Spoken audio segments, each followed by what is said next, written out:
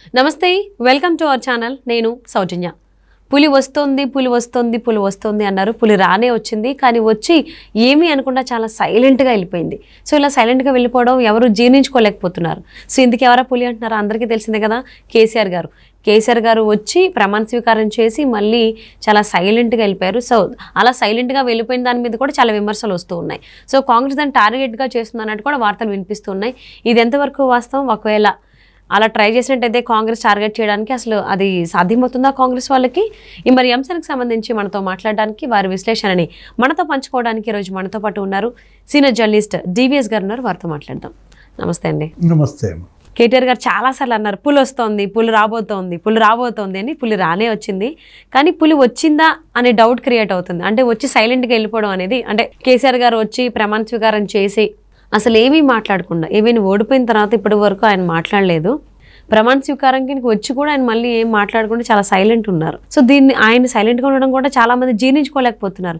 ఎందుకేం మాట్లాడలేదు అని చాలా విమర్శలు కూడా వెల్లువెత్తుతూ ఉన్నాయి. సో ఏం జరిగి ఉండొచ్చు అంటారు ఆయన అంత సైలెంట్గా ఉండడానికి, మౌనం వహించడానికి? అంటే పులి బయటకు వచ్చిన సంచలనమే, పులి సైలెంట్గా ఉన్న సంచలనమే.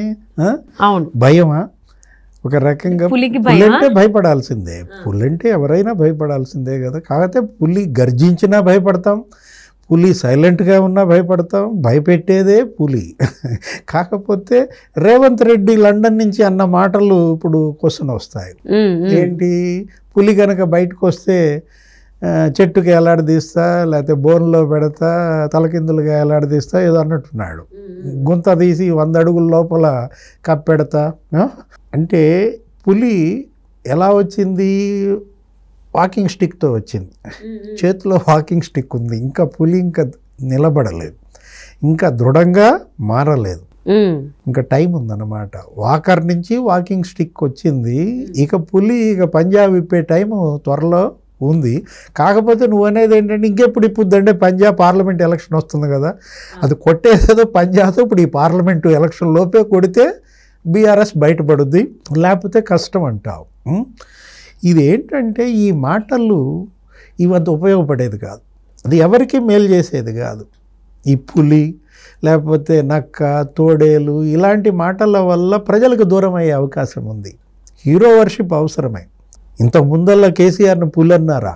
కేసీఆర్ నువ్వు పులి అనకపోయినా ప్రజల దృష్టిలో పులిగానే నిలబడ్డాడు. గర్వంగా రాష్ట్రం తెచ్చానని మరి 10 ఏళ్ళు రాజ్యం చేశాడు. ఇప్పుడు ఏంటి, ఇలాంటి పిచ్చి పిచ్చి మాటల వల్ల బీఆర్ఎస్, కేటీఆర్, కేసీఆర్ ప్రజలకు దూరం అయ్యే అవకాశం ఉంది. మనం చూసాం.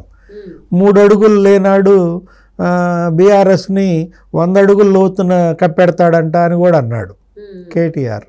అంటే రేవంత్ను ఉద్దేశించి 3 అడుగులు లేనాడంటే మరి వెంటనే ప్రజలు ఏమంటారు? నువ్వెంత అని అంటారు. నువ్వు అంతే కదా దగ్గర ఉండేది. లేదు మీ చెల్లి ఎంత, మీ తల్లి ఎంత అని వాళ్ళు కూడా చిన్నగానే ఉంటారు. అంటే బాడీ షేమ్ చేయకూడదు. ఏది ఎవరినైనా సరే, ఇప్పుడు లోకేష్ని చేయకూడదు, రేవంత్ని చేయకూడదు. అది తప్పు అన్నమాట. దానివల్ల ఏమవుద్ది, రేవంత్కి ఇంకా సింపతి పెరుగుద్ది. అవును, బాడీ షేమింగ్ కానీ పర్సనల్ అటాకింగ్ అనేది కరెక్ట్ కాదు. అంతే కదా. ఇప్పుడు చంద్రబాబుని పర్సనల్ అటాకింగ్ వల్లే ఇవాళ జగన్ డిఫెన్స్లో పడ్డాడు. ఆయన జైల్లో వేయడం వల్ల అసలు పూర్తిగా అధపాతాళానికి వెళ్ళిపోయాడు.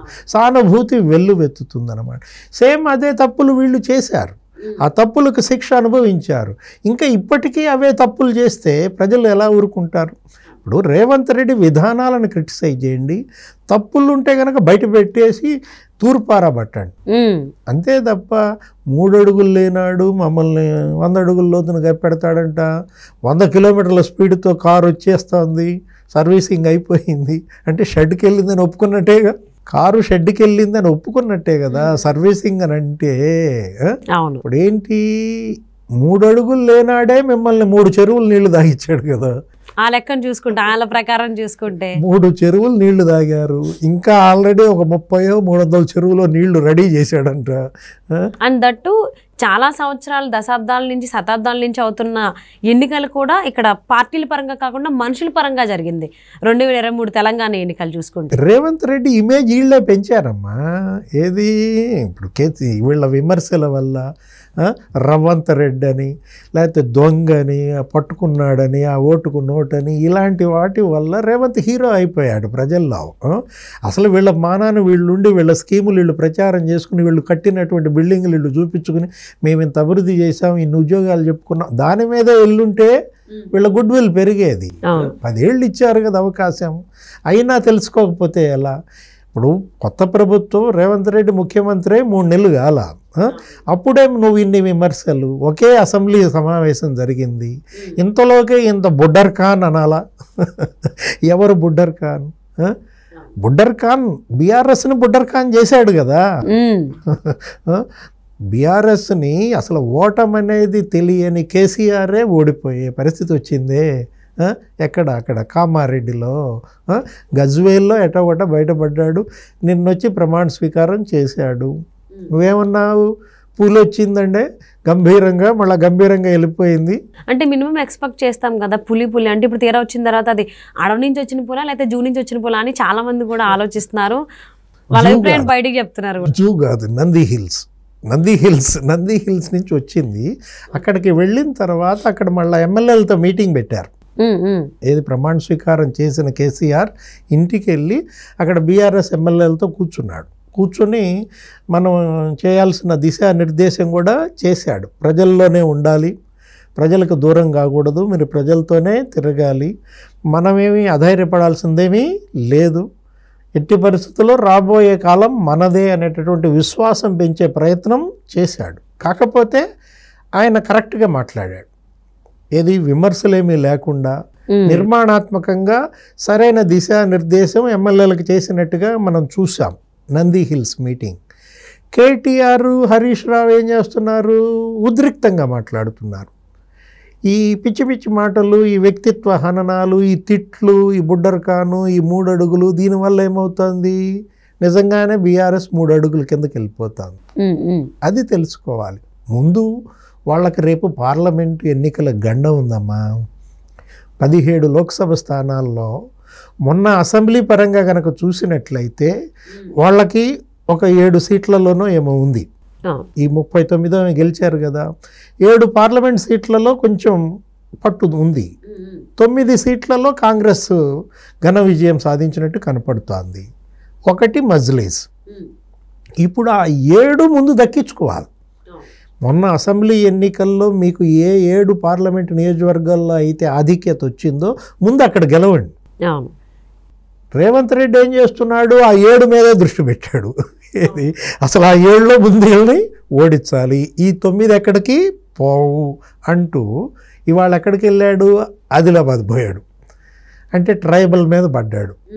ఎస్టీ గిరిజనుల్లో కొంచెం బీజేపీ బాగా, మన ద్రౌపది ముర్ము గారి ప్రభావము, మొత్తానికి ట్రైబల్ వరకు బీజేపీ ఓట్లు పెరిగాయి. ఎస్టీలలో 4 సీట్లు వీళ్ళు గెలిచిన 8లో ఆదిలాబాదే, ఏది బీజేపీ. కాబట్టి ఇతను ముందు అక్కడ దృష్టి పెట్టాడు. ఎక్కడ? ఇప్పుడు అక్కడ నాగోబా జాతర దేనికో వెళ్ళి రేపు ట్రైబల్ ఓట్ల మీదే అతను కాన్సన్ట్రేట్ చేయబోతున్నాడు. ఈ 100 రోజుల్లో వాళ్ళకి కావాల్సిన స్కీములు ఇవన్నీ కూడా ఇస్తాడు. ఇప్పుడు గ్యారంటీలు 6 ఉన్నాయి కదా, 6 గ్యారంటీల్లో ఇప్పటికే 4 గ్యారంటీలో ఏమో చేసేస్తున్నాడు. నీకు ఇవాళ పరిస్థితి అమ్ముడు, బీఆర్ఎస్ వాళ్ళ ఇంటో పెళ్ళాలు కూడా ఓట్లేసే పరిస్థితి లేదు. ఎందుకంటే మనం అలా ఎందుకంటున్నామంటే దానిలో విమర్శ కాదు, వాళ్ళు కూడా ఏంటి, ఫ్రీ బస్సు వచ్చేసింది. అర్థమైందా? మహిళల ఫ్రీ బస్సు రేపు పార్లమెంట్ ఎలక్షన్ని డిసైడ్ చేయబోతోంది. సో అంటే ఈ పార్లమెంట్ రిజల్ట్స్ని బట్టి లోక్సభ ఎన్నికలు కూడా ఉండొచ్చు రిజల్ట్ దానికి అనుకూలంగానే అని ఒక చిన్న అనుకోవచ్చు. పార్లమెంట్ అంటే లోక్సభే కదా. ఇప్పుడు లోక్సభ ఎన్నికల్లోనే నీకు మహిళల ఓట్ బ్యాంక్ కంప్లీట్ రేవంత్ వైపు వెళ్ళిపోతుంది, కాంగ్రెస్ వైపు వెళ్ళిపోతుంది. ఏది 1500 ఎంతో ఇస్తానన్నాడు, 2500 నెలకి, 2500 ఒక్కొక్క ఆడబిడ్డకి. నెక్స్ట్ ఇప్పుడు ఆల్రెడీ వీళ్ళు ఎంజాయ్ చేస్తున్నారు ఫ్రీ బస్ని. ఇది పార్లమెంట్ ఎన్నికల వరకు కంటిన్యూ అవుద్ది కదా. ఎవరైతే మహిళ ఉచిత ఆర్టీసీ బస్సు ప్రయాణం లాభం పొందిందో ఆ మహిళ ఎవరికి ఓటేస్తుంది? అల్టిమేట్గా వాళ్ళ ఆయన బీఆర్ఎస్కి ఏమన్నా సైలెంట్గా వెళ్ళి కాంగ్రెస్కు నొక్కి వచ్చేస్తుంది. అంత లబ్ధి చేకూరినప్పుడు ఉచిత ఆర్టీసీ బస్సు ప్రయాణమే మహిళలే రేపు కాంగ్రెస్ పార్టీ 14-15 సీట్లలో లోక్సభ గెలిపించే పరిస్థితులు ఉన్నాయి. దీన్ని బీఆర్ఎస్ అడ్రస్ చేయాలి. అవును. ఏ విధంగా దీన్ని రివర్స్ చేయగలం, కాంగ్రెస్కి దీన్ని ఎలా వ్యతిరేకంగా మార్చగలం, మహిళా ఓట్ బ్యాంక్ ఎలా పెంచుకోగలం అనే దానిపైన కేటీఆర్, హరీష్ రావు దృష్టి పెట్టాలి. అంతే తప్ప ఇలాంటి బుడ్డర్ ఖాన్, 3 అడుగులు ఇలాంటి మాటల వల్ల వాళ్ళ గొయ్యి వాళ్ళు దవ్వుకున్నట్టు.